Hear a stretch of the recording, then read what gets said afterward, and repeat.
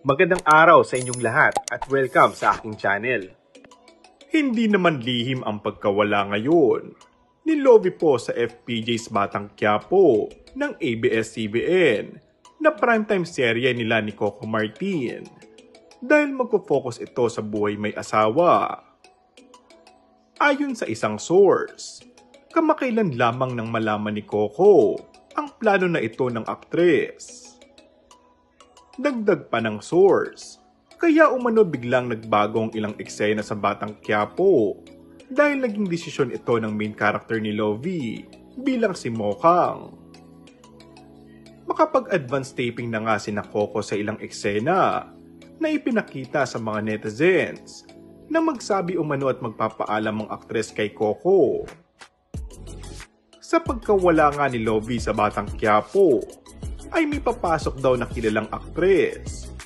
At ayon kay Lovie, ay special request ito ni Direk Coco Martin. Kaya't mas magiging kaabang-abang umano ang Batang Quiapo sa mga plot twist pa na mangyayari sa mga susunod na araw. Samantala, abot-abot na ba ng pasasalamat ng buong cast sa patuloy na pagsuporta sa serye dahil muling nakakuha ng mataas na rating ngayong gabi.